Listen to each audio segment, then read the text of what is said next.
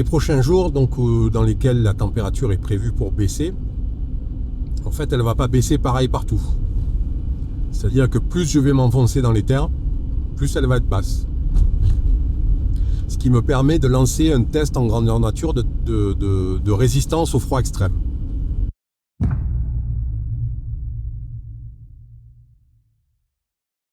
Là par exemple ce soir je vais faire un stop dans une zone où il est prévu moins 18, moins 20.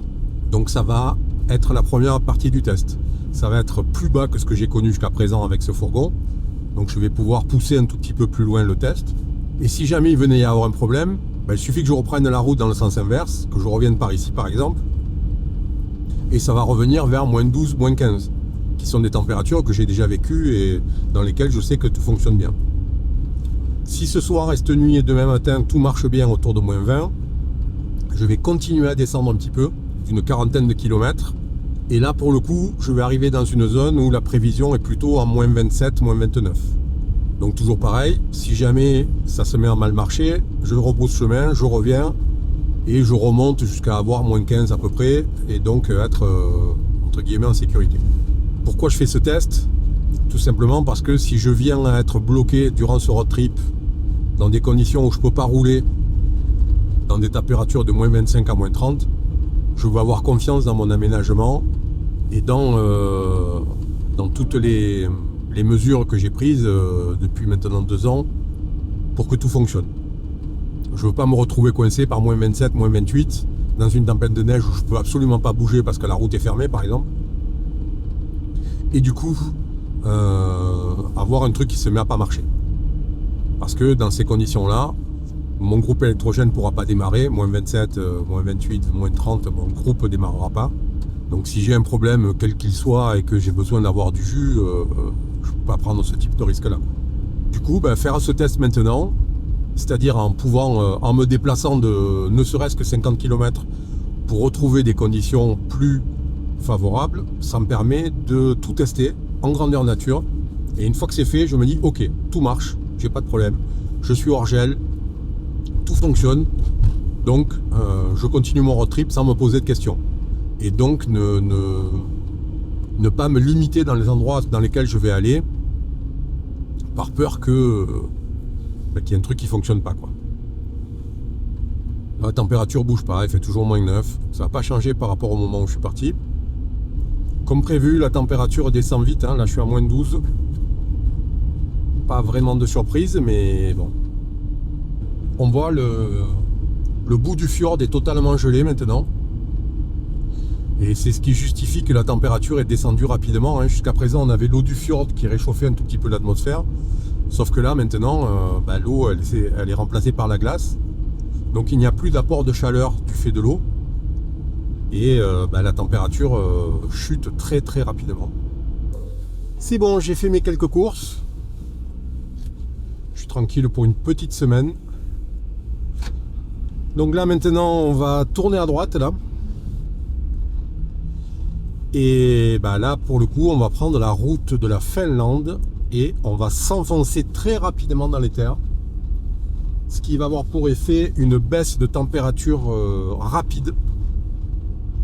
Là il fait moins 13. Mais il va pas falloir très longtemps avant qu'on descende en dessous de moins 15. Ça continue à baisser. Ça c'était écrit que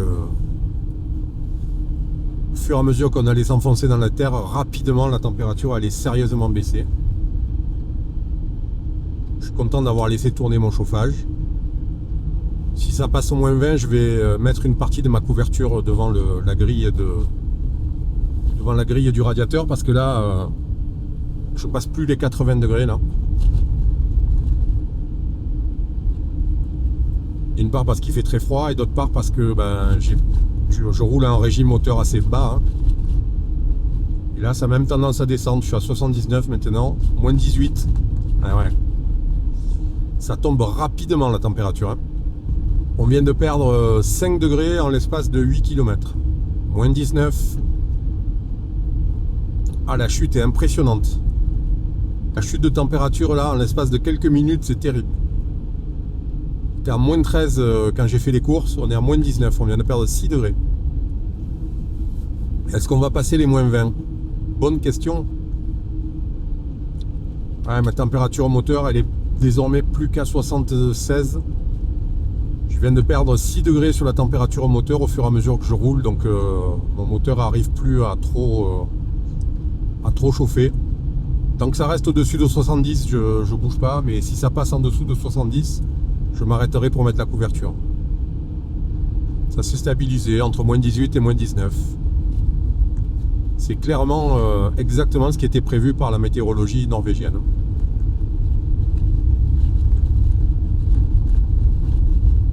Moins 17, moins 18 cet après-midi, dans la soirée, et dans la nuit, ça peut descendre à moins 22. Bon, en tout cas, moins 19, c'est clairement mon record de température avec Maurice. J'ai eu moins 18 sur la route, en altitude. Mais sur les spots, le plus bas que j'ai eu, c'est autour de moins 15. Donc là, moins 19, bah, c'est le record.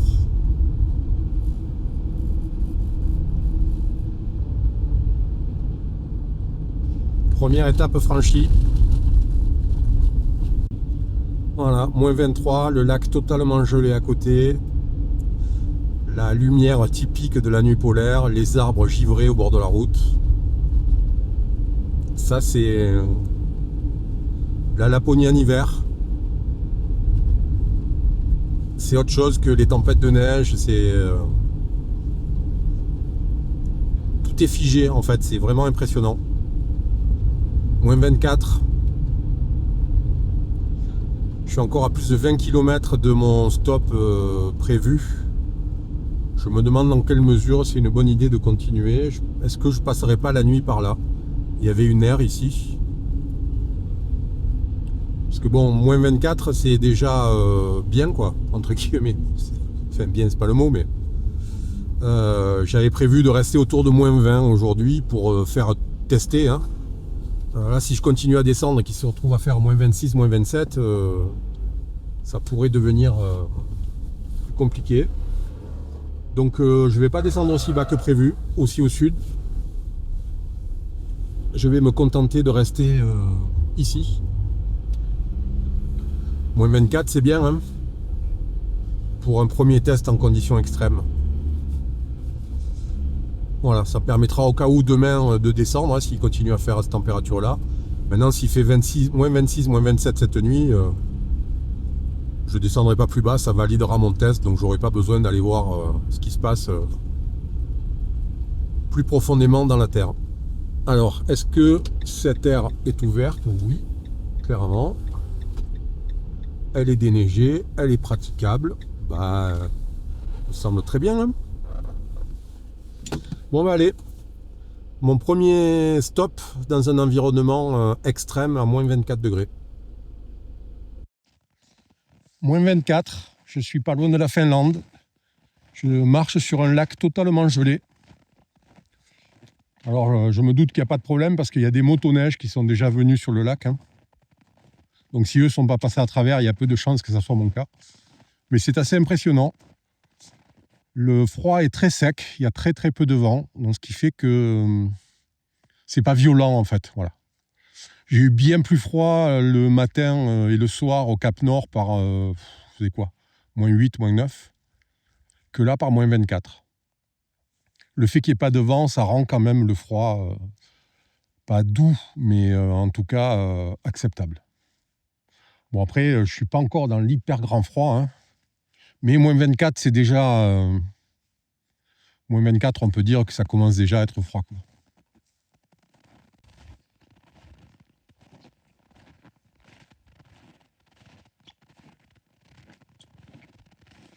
Bon ben voilà, on va rester ici, passer la nuit ici. Je pense que ça va descendre à moins 26, moins 27 a priori. Ben, ça va être un bon test. Hein. Pour savoir si mon aménagement tient le choc à ces températures-là. On va voir si Maurice tient ses promesses. Donc voilà, au niveau température, j'ai moins 25 dehors, j'ai 8 dans la cabine J'ai 21 dans le coffre parce que je viens de rouler et que mes orions ont bien chauffé. Et j'ai un peu moins de 20 dans la cellule avec le chauffage qui est à 40% de puissance. Pour le moment, tout marche plutôt pas mal. Donc maintenant, il va falloir voir ce que ça dit ces prochaines heures. Je vais rester un peu attentif quand même ce soir et cette nuit pour être certain que tout va bien marcher. Donc du coup, à partir de maintenant, et tant qu'il va faire à cette température-là, je vais ne plus vider d'eau dans mon évier et me contenter de faire la vaisselle et tout dans la bassine et puis de jeter l'eau de la bassine ensuite à l'extérieur pour éviter de remplir mon réservoir. Pour la douche, je me considère qu'une douche tous les jours, ça va fonctionner jusqu'à Tromsø quasiment. Et à Tromsø, je devrais pouvoir vidanger parce qu'il devrait faire 2-3 degrés. Donc mon réservoir, avec les résistances, va retrouver quelque chose de liquide. Donc voilà. Mais par contre, j'évite maintenant de balancer de l'eau du robinet dans la cuisine, dans la cuve. C'est toujours ça que je pourrais économiser. Bon, voilà, ça fait un peu plus de 2 heures que je suis garé, 2h30 quasiment. Bon, mes batteries, je me suis garé à 95%, donc je n'ai pas perdu grand-chose. Par contre, au niveau température, on voit bien, hein, toujours moins 25 dehors, ça bouge pas, c'est stable. J'ai, maintenant que ça s'est stabilisé aussi, 19,5 dans la cabine, dans la cellule, donc c'est super. 14 dans le coffre, donc ni mon eau ni mes batteries sont en danger. Et j'ai 1,2 degré dans la cabine parce que j'ai ouvert la bouche de chauffage et on peut penser que c'est ce qui va rester maintenant. Hein. Ça fait encore une fois quand même plus de 3 heures, 3h30 que je suis garé. Donc ça va peu évoluer dans l'ensemble. Pour le reste, pour la première fois, j'ai pas mal de givre sur mes fenêtres, sur mes baies. Bon, c'est normal, hein, moins 25 dehors, même en double vitrage. Faut pas s'attendre à quelque chose d'autres, hein, c'est difficile. Hein. Jusqu'à moins 10, moins 15, ça se produit pas, mais là après, c'est sûr qu'avec la température, je vais quand même essayer de mettre en route un tout petit peu mon max fan pour essayer d'évacuer un tout petit peu l'humidité. Mais il faut dire que j'ai cuisiné tout à l'heure en arrivant, et probablement c'est une des raisons pour laquelle ça a fait ça. Sinon, au niveau des cloisons extérieures, c'est pas froid. On sent quand même qu'il fait froid, malgré l'isolation. Là, il y a 38 mm d'Armaflex. Hein. Donc, on sent bien quand même que c'est pas extrêmement chaud, mais c'est pas non plus insupportable, quoi. Je peux dormir sans problème en mettant mon bras contre, il n'y a pas de souci. À l'arrière, la mise en place de mon rideau isolant, là, pour le coup, c'est parfait, hein, parce que ce côté du rideau est pas froid du tout. Donc là, il n'y a vraiment aucun problème de ce côté-là. Et idem pour la séparation avec la cabine, mais on a vu qu'il faisait 1 degré dans la cabine. Donc en fait, du coup, l'isolation, là, elle est moins soumise à rude épreuve que le rideau arrière, hein, qui lui est pas à l'extérieur, mais compte tenu que j'ai une porte très voilée suite à l'accident dans le ferry, forcément, il y a de l'air qui passe à l'arrière. Hein. Donc là, on voit, voilà, c'est bien, c'est chaud, il n'y a pas de souci. Après, pour être tout à fait honnête, c'est pas une fin en soi non plus. Hein. Je ne suis pas là pour battre des records de froid. Je ne vais pas essayer d'aller chercher plus de froid à chaque fois pour montrer que là. Je voulais juste faire un test en grandeur nature pour savoir si mon aménagement tenait dans ces conditions-là. C'est le cas, il tient. Il fait moins 25, donc j'imagine facilement qu'à moins 30, ça ne va pas changer grand-chose. Il y aura peut-être un petit peu plus de givre sur mes baies vitrées, mais c'est pas ce qui va changer fondamentalement le truc. Donc voilà, je sais maintenant que si je suis coincé quelque part sur une route fermée ou quoi que ce soit et qui fait ces températures-là, ça marche. Voilà, c'est ça le but du jeu. Donc du coup, il est probable que demain, je prenne la route et que je poursuive mon road trip parce que j'ai les réponses à mes questions en fait. Voilà. J'ai les réponses à mes questions. Je sais que moins 25, allez, on va dire jusqu'à moins 30 probablement, j'ai pas de souci majeur. Il y a peu de chances que je prenne moins de moins 30, donc voilà quoi. Ok, on va dire que c'est bon, que c'est validé, et puis on va reprendre la route. Il est 19h30 à peu près, il fait moins 25. C'est ma première nuit vraiment froide. Alors vraiment froide pour le coup. Et puis ma première nuit depuis longtemps où je suis vraiment bien isolé, c'est-à-dire sur une zone où je suis seul garé et où il n'y a pas de lumière en dehors de l'éclairage de Maurice. Bon, ça ne me stresse pas particulièrement, hein, je n'ai pas vraiment de problème avec ça. Je ne vais pas non plus passer toute la nuit dehors, j'ai pas envie de me trouver nez à nez avec un ours, donc on va faire un petit peu gaffe. Et puis on voit bien, hein, je vais vous montrer, vous voyez le froid là ? Les arbres ont littéralement givré depuis tout à l'heure. Tout à l'heure, il y avait un peu de neige et là maintenant, c'est vraiment du givre, quoi. Donc voilà, il n'y a plus vraiment de doute sur le fait qu'il fait très froid. Alors, il fait en effet très froid, hein, il n'y a pas de problème, mais paradoxalement, j'ai pas si froid que ça. Je suis dehors, j'ai des petits gants en laine sans plus, j'ai mon bonnet, ma veste, mais c'est sec, très très sec. Et il n'y a pas du tout de vent. Donc finalement, c'est pas désagréable. Voilà. Je pourrais rester sans gants quasiment pendant 3-4 minutes sans trop de soucis. Donc voilà, c'était ma première journée vraiment dans le froid, avec un gros changement de température là aujourd'hui. Et puis maintenant, on va voir ce qui va se passer. Dans la nuit, je vais rentrer, je vais me faire un petit truc à manger. Je vais me regarder un film et je vais dormir tranquille. Alors compte tenu que j'ai fait vraiment ce que je voulais faire, hein, c'est-à-dire mon test de très basse température, moins 25, je pense que c'est bon, je n'ai pas besoin d'aller plus loin. Du coup, demain matin, je vais repartir dans l'autre sens, puisque je n'ai pas besoin de descendre plus au sud pour aller chercher des températures plus basses que ça. Moins 25, ça me va comme test et je me dis qu'au cas où je viendrai rencontrer moins 25, moins 30 ces prochains jours ou prochaines semaines, ça marchera. Donc voilà, mon test va s'arrêter demain matin et je vais reprendre la route du coup vers Tromsø. 9h du matin, il fait moins 27 exactement. Tout est toujours figé, c'est vraiment impressionnant. On a vraiment l'impression d'être, je sais pas, nulle part en fait, parce qu'il n'y a pas un bruit, rien. Je m'entends respirer et j'entends même le préchauffeur du moteur. Donc voilà, je suis en train de faire préchauffer le moteur, histoire de pouvoir démarrer et prendre la route. Je vais quitter l'endroit très froid maintenant, moins 27, je pense que c'est bon, quoi. Donc ça va me permettre de tester le préchauffeur dans des conditions vraiment très rudes. Le préchauffeur est désormais à 68 degrés, donc ça commence à être pas mal. On va aller voir un petit peu au niveau du moteur ce que ça dit. Alors au niveau de la température au moteur, on va voir ça de suite. On est à 49 degrés, 50 même. Donc on va laisser tourner un quart d'heure comme ça et ça devrait aller. Le préchauffeur est désormais à 75 degrés depuis quasi une demi-heure. Donc je vais pouvoir le couper et tenter de démarrer. On va bien voir ce que ça va dire. J'ai aussi pris mon booster de démarrage au cas où il y ait un petit problème de batterie parce qu'à moins 27... on va voir dans quel état elle est. Et on va voir ce que dit la température au moteur maintenant. Ça dit 55 degrés. C'est plutôt pas mal. On va voir si ça démarre du coup. Bon, allez, c'est désormais le dernier moment de vérité. Est-ce que Maurice va démarrer? Oui. Parfait. Démarrage quasi au quart de tour par moins 27 degrés. Écoutez, voilà, on va dire que le test grand froid est concluant. Je viens de passer une nuit à moins 25, moins 27 degrés. Ce matin, mon moteur a démarré grâce au préchauffeur. Je n'osais même pas imaginer ce que ça aurait été sans préchauffeur. Il fait toujours moins 27 degrés. Il est 10h du matin. Je vais maintenant repartir de là où je suis venu.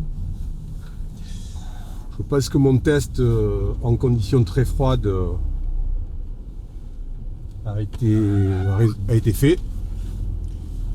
Il est pour le coup parfait. Parce que si on résume bien, j'ai pas eu froid du tout cette nuit. Les parois en tête de lit n'étaient pas extrêmement froides, elles étaient fraîches, hein, bien sûr, il faisait moins 27 dehors, donc il n'y a pas de secret, même si j'avais mis 50 mm d'isolation, ça n'aurait rien changé. Donc ça allait. Mon chauffage a parfaitement marché. Je l'ai laissé tourner hier toute la journée sur la route et toute la nuit. Cette nuit, je l'ai laissé tourner à 60% de puissance. Et je me suis levé une fois pour aller aux toilettes vers 2h du matin. Je l'ai poussé pendant une demi-heure à 100% pour le décrasser. Je l'ai arrêté ce matin parce que je voulais être sûr que mon préchauffeur démarre. Et j'ai dit au cas où ça soit un petit peu difficile au niveau de la prise de gasoil, je préférais donner la priorité à mon préchauffeur.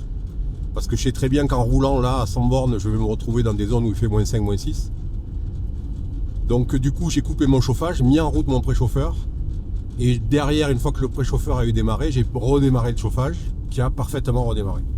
Donc ça, c'est une vraie grosse satisfaction de savoir que par moins 27, mon chauffage, il a démarré comme si de rien n'était. Mon préchauffeur aussi d'ailleurs. Le préchauffeur a parfaitement fait son job. Je l'ai laissé tourner 40 minutes. Il a monté la température de mon liquide de refroidissement à 55 degrés. Et donc mon moteur a démarré au quart de tour. J'ai pas eu de problème d'eau. Mon réservoir d'eau, je l'ai vérifié, il est aucun gel, rien. Mes conduites d'eau, tout fonctionne bien aussi. Rien à geler. Mon chauffe-eau non plus, mais mon chauffe-eau est à côté du chauffage volontairement. Hein. Du coup, ça pose pas de problème, quoi. Comme mon chauffage a tourné toute la journée, toute la nuit, dans le local du chauffe-eau, il a fait 25 degrés pendant tout ce temps-là, quoi. Donc, clairement, pas de problème non plus de ce côté-là. La seule chose qui a gelé, c'est ma cuve d'eau grise, hein, mais ça, c'était un peu attendu dans ces températures-là. Jusqu'à moins 10, moins 15, ça pose pas de problème parce que mes deux résistances arrivent à compenser. Et donc, je garde la possibilité de dégivrer. Bon, après, il ne faut pas non plus se faire d'illusions. Moins 25, moins 27 toute la nuit. Bien évidemment que ça a gelé, quoi. Mes deux résistances, j'ai 100 watts à tout casser. Les deux cumulés, bien évidemment que ça n'a pas permis de dégeler. Mais c'est pas grave, hein, j'ai utilisé une bassine. Donc, je me suis fait des pâtes hier. J'ai pu jeter l'eau des pâtes directement à l'extérieur du fourgon. Et la vaisselle, je l'ai faite dans la bassine et j'ai vidé l'eau de la bassine derrière, sachant que je fais la vaisselle avec un produit 100% naturel et biodégradable, donc c'est pas un problème. Donc voilà, cet épisode de très grand froid se termine.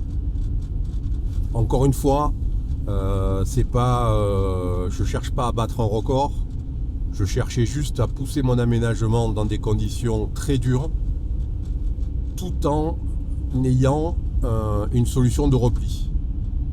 Là on le voit, il fait plus que moins 23.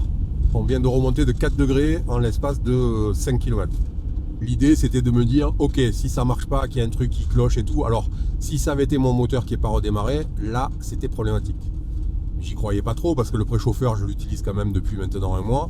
Je sais qu'il marche bien. J'ai quand même pris la peine de couper le chauffage pour être sûr que l'alimentation au gasoil soit suffisante. Mais voilà, à partir du moment où ça démarrait, je savais que je pouvais remonter dans des zones à moins 10, moins 12. Et ça, c'est presque habituel pour moi. Test totalement concluant. Je suis content de l'avoir fait parce que maintenant, je peux avancer l'esprit tranquille. Et me dire, si pour une raison ou une autre, je me retrouve coincé dans un endroit où il fait moins 20, moins 25, j'aurai pas de problème, quoi. Je sais que ça tiendra. J'ai bien entendu consommer plus d'électricité, hein, puisque mon chauffage a tourné toute la nuit. Donc j'ai consommé plus de 100 ampères-heure cette nuit, alors qu'habituellement je consomme entre 70 et 90. Bon, ça fait partie du deal, hein, c'est pas non plus la fin du monde. Là, quand je vais arriver tout à l'heure dans un endroit où il devrait faire une température, on va dire à peu près correcte, hein, autour de moins 10, moins 15, mon groupe électrogène démarrera dans ces conditions-là. Et du coup, je laisserai tourner mon groupe 1 heure pour remonter à 100% et puis tout réinitialiser. En tout cas, voilà, je suis content d'avoir fait ça. Je me rends compte que mes chaussures, qui sont pourtant prévues pour moins 25, elles sont vraiment à leur limite. Donc la prochaine fois, dans ces conditions-là, il va falloir que je mette des chaufferettes dans mes chaussures. Une deuxième paire de chaussettes et des chaufferettes. Parce que là... ouais, j'ai senti que j'étais à la limite.